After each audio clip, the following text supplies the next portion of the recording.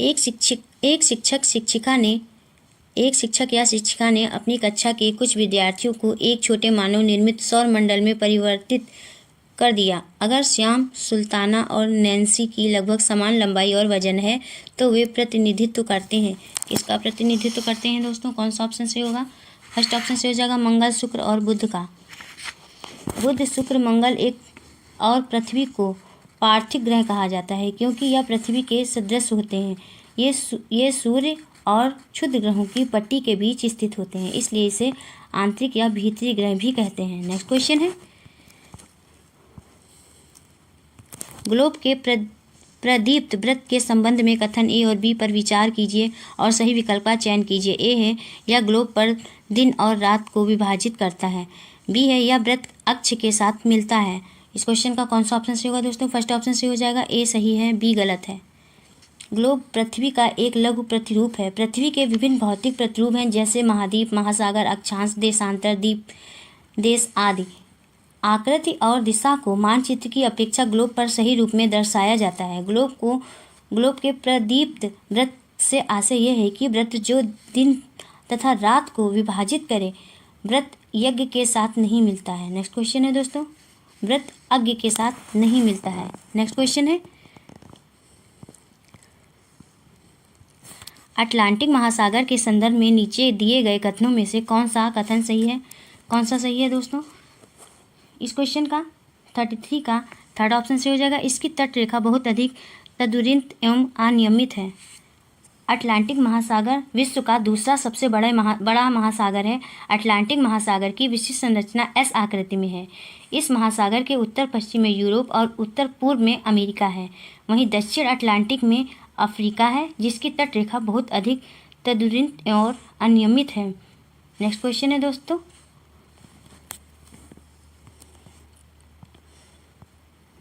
मानचित्र में प्रयोग होने वाले रूढ़ प्रतीक होते हैं।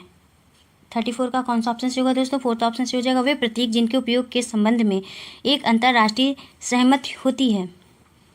मानचित्र पृथ्वी की सतह या उसके भाग को पैमाने के माध्यम से चपटी सतह पर खींचा गया चित्र होता है। मानचित्र के 3 घटक होते हैं, दूरी, दिशा और प्रतीक। नेक्स्ट क्वेश्चन है दोस्तों, उच्च ज्वार के संबंध में कथन ए और बी पर विचार कीजिए और सही विकल्प का चयन करें। कथन ए है, ये जल स्तर को तट की ऊंचाई तक पहुंचाते हैं जो जहाज को बंदरगाह तक पहुंचाने में सहायक होते हैं। कथन बी है, ये मछुआरों के लिए समस्या करते हैं क्योंकि मछलियां उच्च ज्वार में तट से दूर चली जाती हैं। इसको 35 का कौन सा ऑप्शन से होगा दोस्तों? 35 का थर्ड ऑप्शन से हो जाएगा, ए सही है, बी गलत है। चंद्रमा और सूर्य के आकर्षण के कारण दिन में 1 या 2 बार समुद्र तल के निकटकालीन उठने या गिरने को ज्वार भाटा कहा जाता है। ज्वार भाटा नौ संचालकों और मछुआरों को उनके कार्य संबंधी योजनाओं में मदद करता है। ज्वारी तरंगों द्वारा मछलियां तटों पर आ जाती हैं, इसलिए मत्स्य उद्योग में वृद्धि होती है। नेक्स्ट क्वेश्चन है, वायु दाब के संदर्भ में नीचे दिए गए कथनों में से कौन सा सही है? कौन सा सही है दोस्तों? 36 का फोर्थ ऑप्शन से हो जाएगा, निम्न दाब बादल युक्त आकाश और एवं नम मौसम के साथ जुड़ा है और उच्च दाब स्पष्ट एवं स्वच्छ आकाश से जुड़ा है। वायु सदैव उच्च वायु दाब से निम्न दाब क्षेत्र में गमन करती है।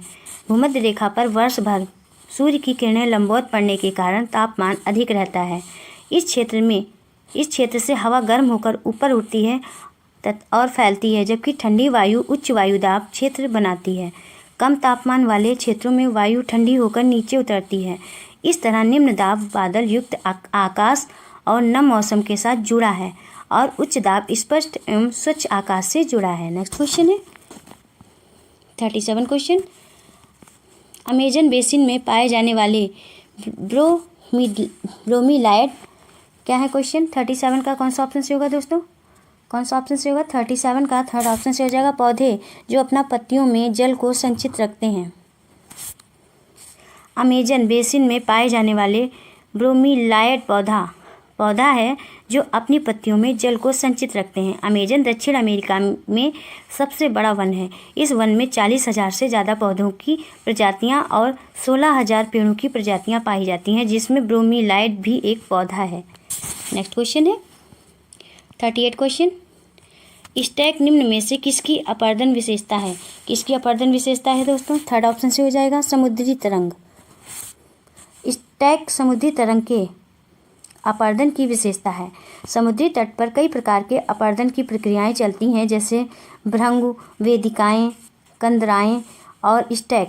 समुद्री मैदान स्टैक की प्रक्रिया द्वारा ही बनता है। नेक्स्ट क्वेश्चन है, सुनामी तरंगों के संबंध में कथन ए और बी पर विचार कीजिए और सही विकल्प का चयन कीजिए। कथन ए है, ज्वालामुखी उद्गार कभी सुनामी तरंगों को उत्पन्न नहीं कर सकता है। कथन बी है, सुनामी आने का प्रथम संकेत तटीय क्षेत्र से जल में तेजी से कमी आना और फिर विनाशकारी तरंगों का उठना होता है। इस क्वेश्चन का कौन सा ऑप्शन से होगा दोस्तों? 39 का सेकेंड ऑप्शन से हो जाएगा। ए गलत है, बी सही है। सुनामी समुद्र के नीचे भूकंप तथा ज्वालामुखी के कारण उठने वाली एक बहुत बड़ी और शक्तिशाली लहर है। ऐसे महासागरीय क्षेत्र जो प्लेटों के सीमांत भागों पर स्थित हैं, वहां से सुनामी लहर पैदा होती है।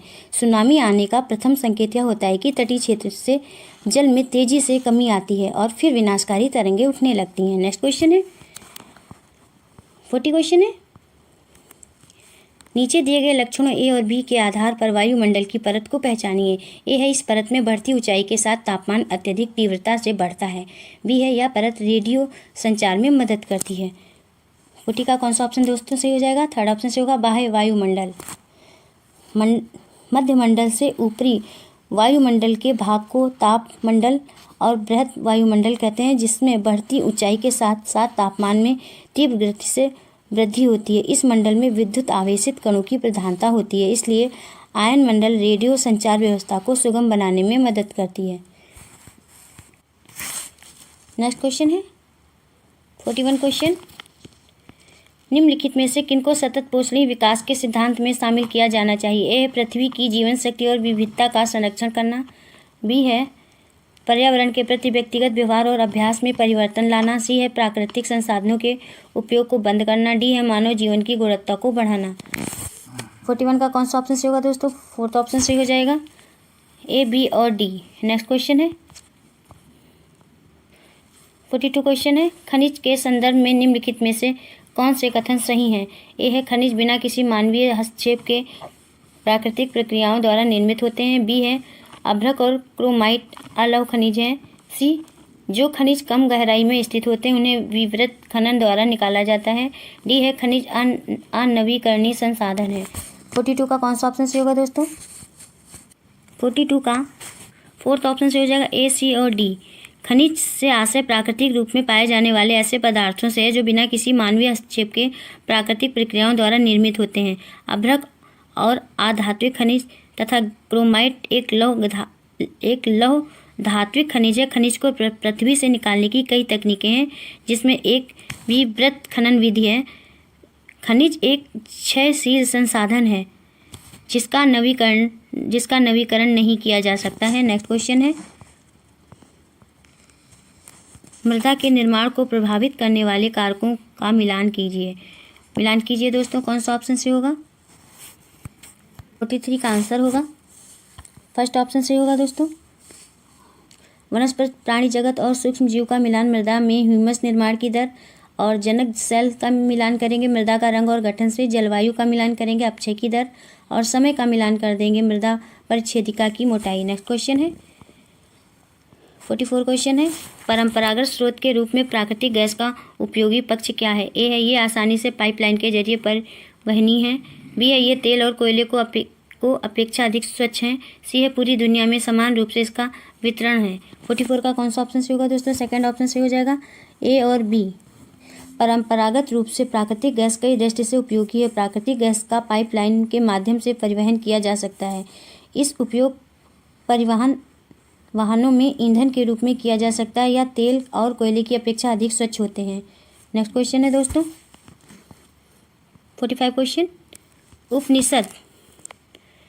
ए है, अध्यापकों और विद्यार्थियों के बीच बातचीत का संकलन है। बी है, सामान्य वार्तालाप के रूप में प्रस्तुत किए गए हैं। सी है, विचार जिनमें आत्मा और सार्वभौमिक आत्मा का विवरण किया गया है। सही विकल्प का चयन करें।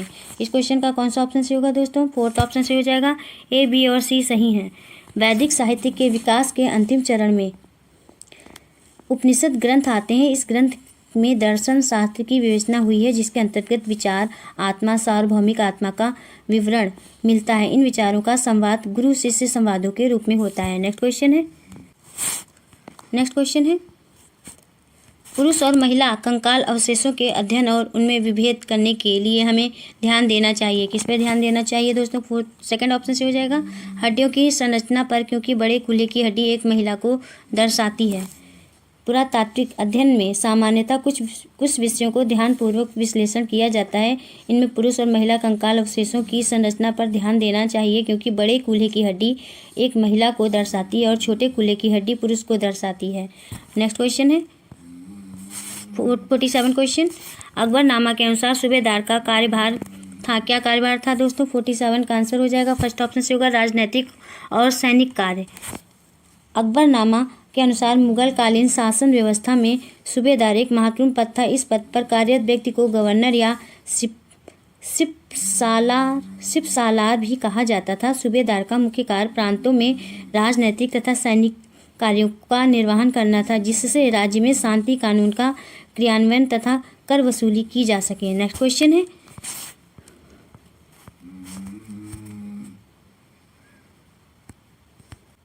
48 क्वेश्चन है। बंगाली एक क्षेत्रीय भाषा के रूप में विकसित होने के कारक हैं। ए है वाणिज्यिक समझौते, बी है राजनीतिक समझौते। सही विकल्प का चयन करें। 48 का थर्ड ऑप्शन से हो जाएगा ए और बी दोनों। बंगाली एक क्षेत्रीय भाषा है जिसके विकसित होने के कई कारण हैं। भारत में हर क्षेत्रीय भाषा का उदय संस्कृत भाषा में हुआ है। मगध साम्राज्य के उदय के बाद गंगा घाटी के वाणिज्यिक और राजनीतिक विस्तार से क्षेत्रीय भाषा के उदय को प्रेरित किया गया है। नेक्स्ट क्वेश्चन है दोस्तों, नेक्स्ट क्वेश्चन है महाराष्ट्र के संत कवियों ने विरोध किया। यह सभी प्रकार के कर्मकांडों का भी जन्म पर आधारित सामाजिक अंतरों का, सी है परिवार के साथ रहने के विचार का। सही विकल्प का चयन करें। कौन सा विकल्प सही होगा दोस्तों? 49 का फर्स्ट विकल्प सही हो जाएगा। ए और बी सही हैं। भारत में भक्ति आंदोलन का उदय 6वीं शताब्दी के दक्षिण भारत में हुआ था। इस आंदोलन का विस्तार 13वीं सदी से लेकर 17वीं सदी तक महाराष्ट्र के क्षेत्र में होता है, जिसके परिणाम स्वरूप महाराष्ट्र में कई महत्वपूर्ण संत हुए, जैसे ज्ञानेश्वर, नामदेव, तुकाराम, एकराम, सखुबाई। इन कवियों ने सभी प्रकार के कर्मकांडों, जन्म आधारित अंतरों का विरोध किया था। साथ ही संन्यास की अवधारणा का भी विरोध करते हुए कहा कि परिवार में रहते हुए ईश्वर की भक्ति की जा सकती है। ये कहा था कबीरदास जी ने। नेक्स्ट क्वेश्चन है दोस्तों,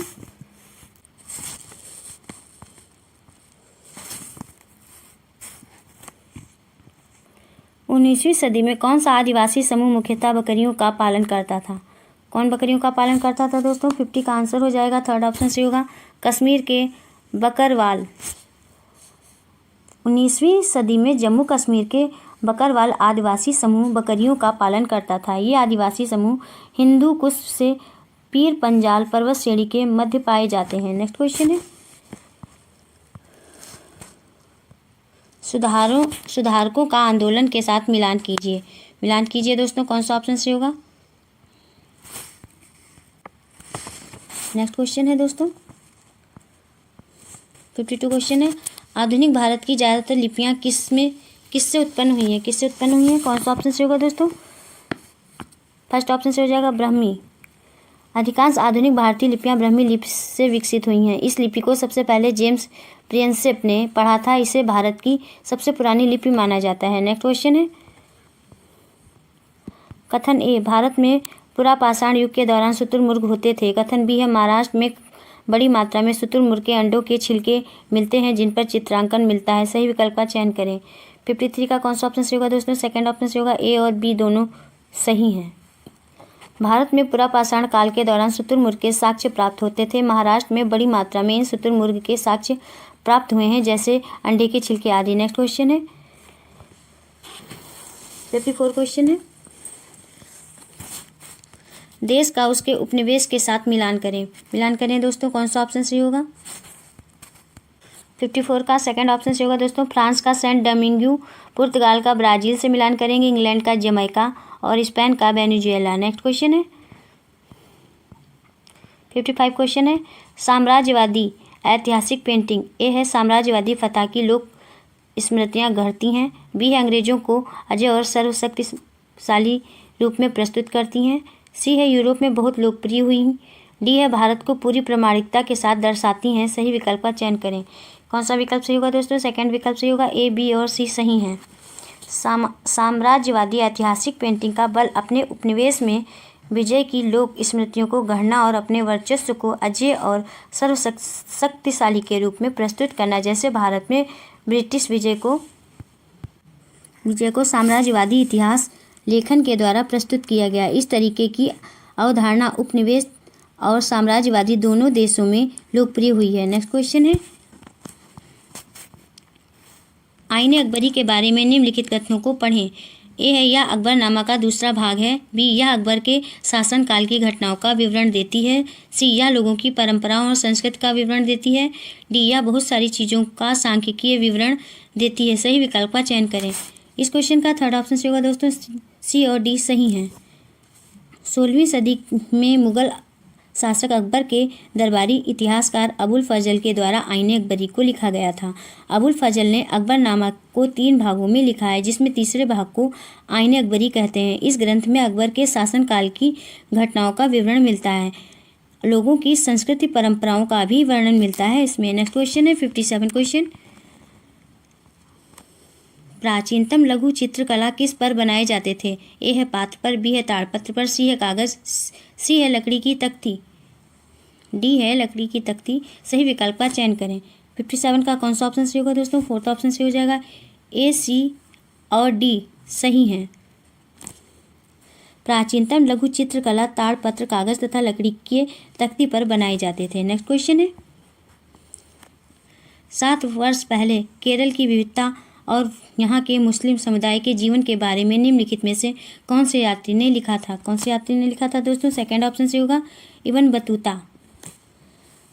14वीं सदी में मोरक्को के यात्री इब्न बतूता ने अपने केरल यात्रा के दौरान 700 वर्ष पहले केरल की विविधता और यहाँ के मुस्लिम समुदाय के जीवन के विषय में लिखा था। नेक्स्ट क्वेश्चन है 59 क्वेश्चन, संविधान की प्रस्तावना में निम्नलिखित में से किस प्रकार की समानता का उल्लेख है?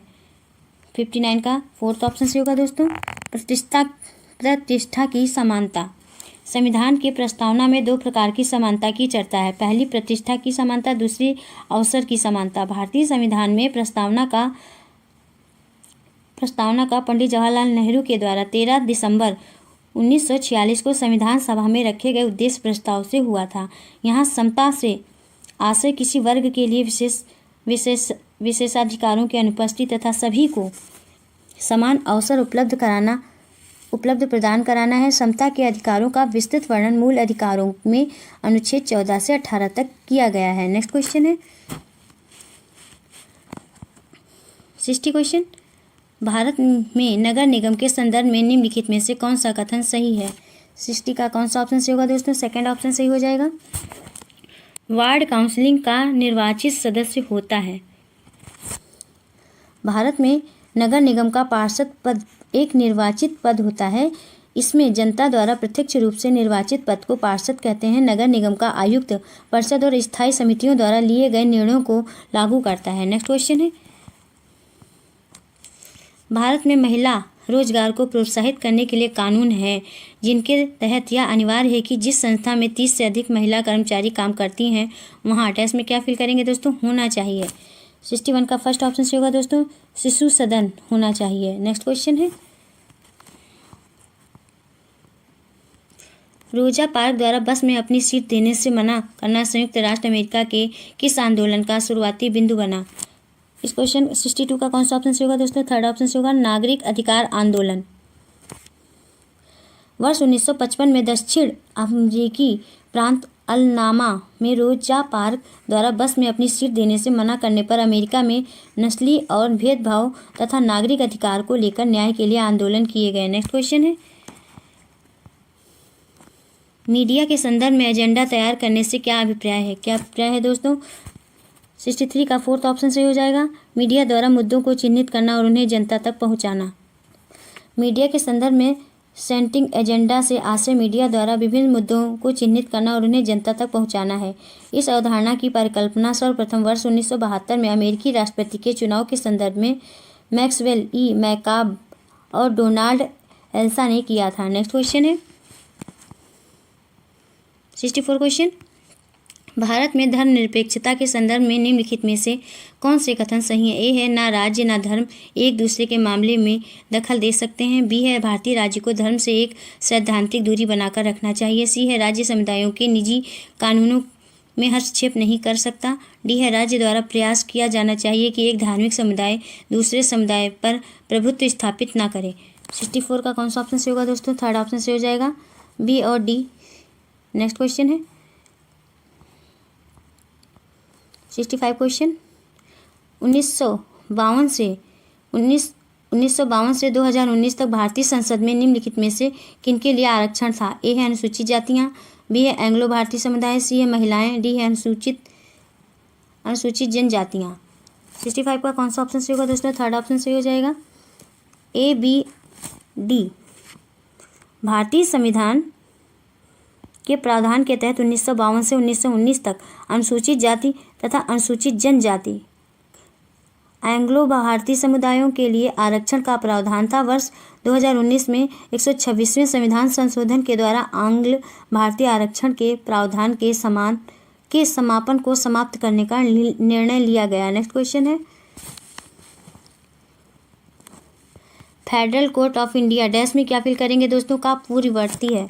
किसका पूर्ववर्ती है? 66 का फर्स्ट ऑप्शन से हो जाएगा, सर्वोच्च न्यायालय।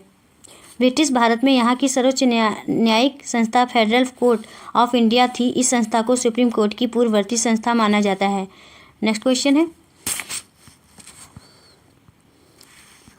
भारतीय संविधान के अनुच्छेद 39A के तहत राज्य का यह कर्तव्य है कि वह अपने नागरिकों को डैश में क्या फिल करेंगे दोस्तों? उपलब्ध कराए। 67 का कौन सा ऑप्शन से होगा दोस्तों? सेकंड ऑप्शन से हो जाएगा, कानूनी सहायता।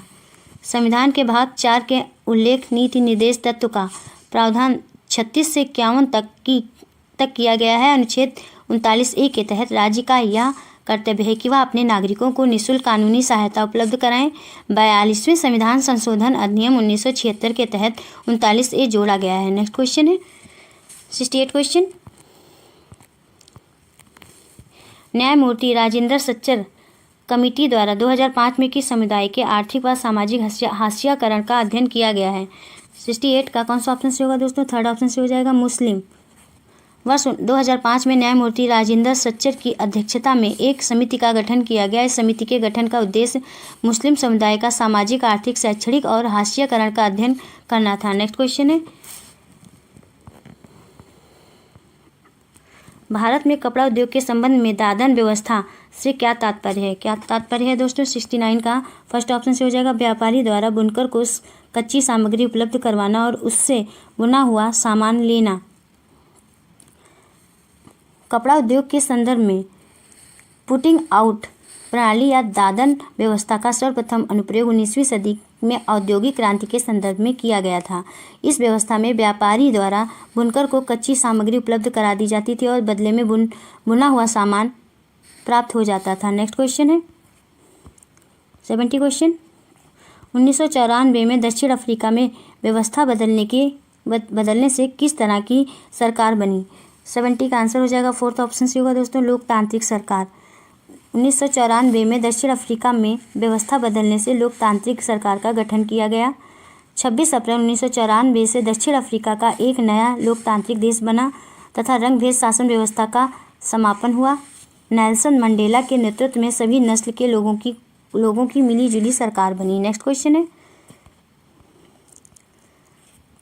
सामाजिक विज्ञान के शिक्षण शास्त्री अब उच्च प्राथमिक स्तर पर पढ़ाते वक्त नागरिक शास्त्र शब्द का प्रयोग क्यों नहीं करते हैं? ए है, नागरिक शास्त्र एक खास औपनिवेशिक अतीत से पनपा हुआ है और इसलिए इसे बदलने की ज़रूरत है। बी है, इसने एक आलोचनात्मक दृष्टिकोण समाहित किया। सी है, यह केवल सहकारी संस्थाओं और कार्यक्रमों का विवरण देने पर ही केंद्रित था। डी है, इसने इस विषय के दायरे को संकुचित रखा था। सही विकल्प का चयन करें। बताइए दोस्तों कौन सा विकल्प सही होगा? 71 का थर्ड ऑप्शन से हो जाएगा दोस्तों, केवल ए केवल ए, सी तथा डी। नेक्स्ट क्वेश्चन है 72 क्वेश्चन, मस्जिद के विषय पर ऐतिहासिक कल्पना जागृत करने के लिए सबसे प्रभावी विधि होगी।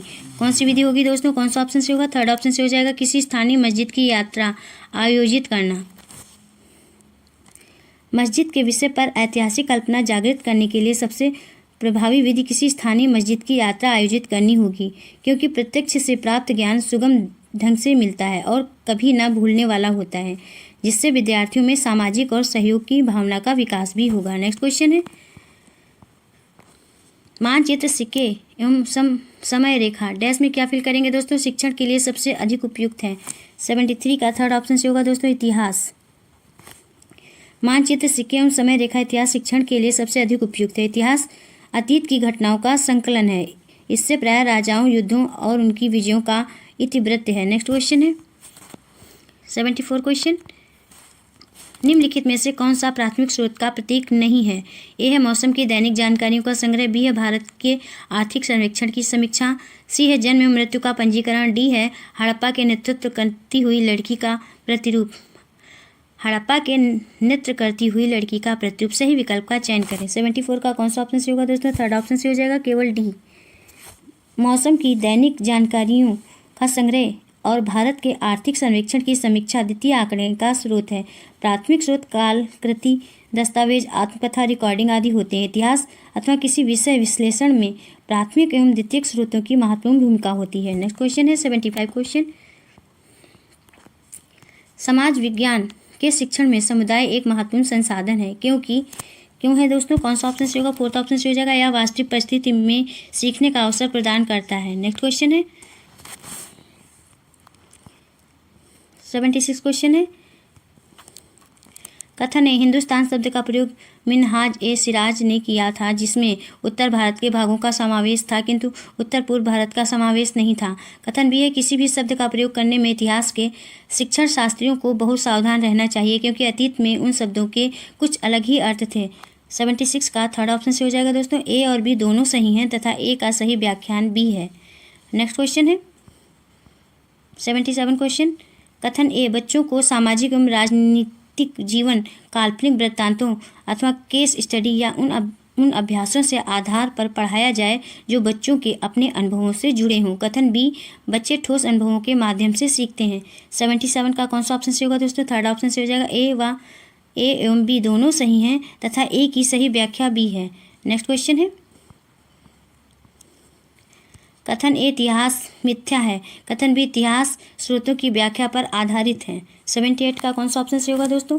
सेकंड ऑप्शन से हो जाएगा ए गलत है किंतु बी सही है।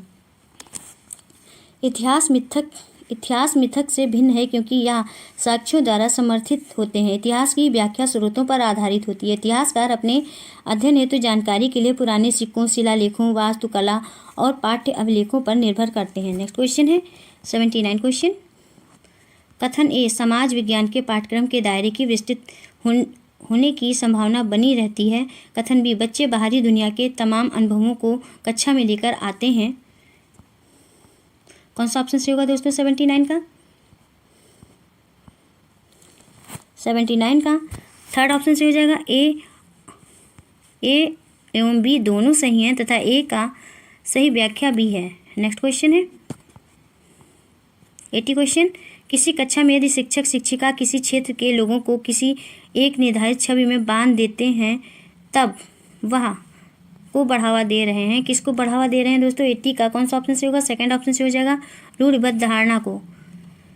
यदि किसी कक्षा में शिक्षक अथवा शिक्षिका किसी क्षेत्र के लोगों को किसी एक निर्धारित छवि में बांध देता है तब वह रूढ़िवादी धारणा को बढ़ावा दे रहा होता है। नेक्स्ट क्वेश्चन है, सामाजिक विज्ञान में शैक्षणिक प्रक्रियाएं एक ऐसी ज्ञान मीमांसा पर जोर देती हैं जहां पाठ्य पुस्तक यह मुद्दों को समझने का एक विशेष रास्ता होती हैं। बी है एक बंद बक्से की तरह विकसित होती हैं। सी है अतीत की मुख्य धारा का लेखा जोखा होती हैं। डी है एक परिवर्तनात्मक दस्तावेज के रूप में बनती हैं। सही विकल्प का चयन करें। कौन सा ऑप्शन से होगा दोस्तों? सेकंड ऑप्शन से हो जाएगा केवल ए तथा डी। सामाजिक विज्ञान में शैक्षणिक प्रक्रियाएं एक ऐसी ज्ञान मीमांसा पर जोर देती हैं जहां पाठ्य पुस्तक मुद्दों को समझने का एक विशेष समझने का एक विशेष राहत होती हैं, साथ ही एक परिवर्तनात्मक दस्तावेज के रूप में बनी होती हैं। नेक्स्ट क्वेश्चन है 82 क्वेश्चन। स्रोत थीम पर चर्चा करते समय एक सामाजिक विज्ञान का शिक्षक अधिगमकर्ताओं की सहभागिता को कैसे बढ़ा सकता है?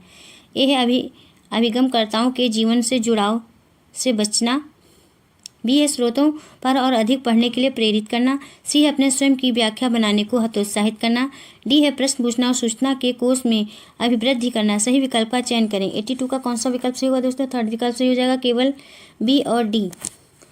थीम पर चर्चा करते समय एक सामाजिक विज्ञान का शिक्षक अधिगमकर्ताओं की सहभागिता को स्रोतों पर और अधिक पढ़ने के लिए प्रेरित करना, प्रश्न पूछना और सूचना के कोष में अभिवृद्धि करके बढ़ा सकता है। नेक्स्ट क्वेश्चन है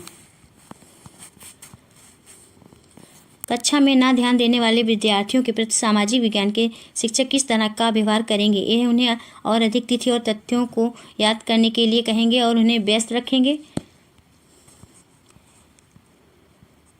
बी है उनसे बातचीत करेंगे तथा उनकी अरुचि के कारण जानने का प्रयास करेंगे। सी है उन्हें चर्चा में आए विषयों के इर्द गिर्द अपने अनुभवों को साझा करने को प्रोत्साहित करेंगे। डी है उन्हें बहुत कठिन कार्यपत्र तथा गृह कार्य देंगे। सही विकल्प का चयन करें। बताइए दोस्तों कौन सा विकल्प सही हो जाएगा?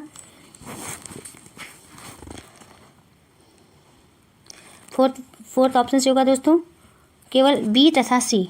कक्षा में ना ध्यान देने वाले विद्यार्थियों के प्रति सामाजिक विज्ञान के शिक्षक उनसे बातचीत करेंगे तथा उनकी अरुचि को जानने का प्रयास करेंगे। इसके साथ ही कक्षा में आए विषयों के इर्द गिर्द अपने अनुभवों को साझा करने की प्रोत्साहित करेंगे। नेक्स्ट क्वेश्चन है 84 क्वेश्चन। सबसे उचित विकल्प का चयन करें तथा वाक्य पूरा करें। एक सामाजिक विज्ञान के शिक्षक की भूमिका होनी चाहिए। क्या होनी चाहिए दोस्तों? सेकंड ऑप्शन से हो जाएगा शिक्षार्थियों को सीखने के विभिन्न अनुभवों को प्रचुरता में प्रदान करना। नेक्स्ट क्वेश्चन है 85 क्वेश्चन है सामाजिक विज्ञान शिक्षण शास्त्र की समसामयिक समझ अध्यापकों को निम्नलिखित सभी को करने को प्रोत्साहित करती है, केवल इसको छोड़कर। किसको छोड़कर दोस्तों? कौन सा ऑप्शन से होगा? फर्स्ट ऑप्शन से हो जाएगा, यदा स्थिति बनाए रखने को। सामाजिक विज्ञान शिक्षा शास्त्र की समसामयिक समझ अध्यापकों को स्रोतों की मदद से अनुमान लगाने और सत्यापन करने के अवसर उत्पन्न करना, शिक्षार्थियों में सुव्यवस्थित तर्क करने के कौशल को विकसित करना है। नेक्स्ट क्वेश्चन है दोस्तों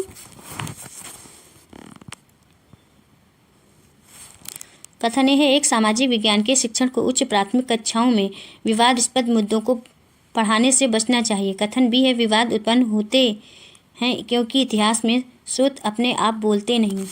86 का कौन सा ऑप्शन से होगा दोस्तों? 86 का सेकंड ऑप्शन से होगा दोस्तों। ए गलत है किंतु बी सही है।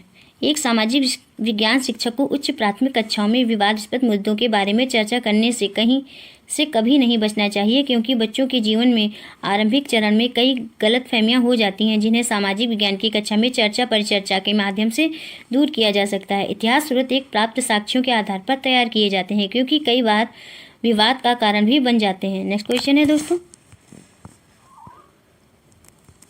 समय और स्थान की समझ को विकसित करने के लिए उपयोग करना चाहिए। किसका उपयोग करना चाहिए दोस्तों? थर्ड ऑप्शन से ये मानचित्र एवं समय रेखाएं। समय एवं स्थान की समझ को विकसित करने के लिए मानचित्र एवं समय रेखाओं का उपयोग किया जाता है। नेक्स्ट क्वेश्चन है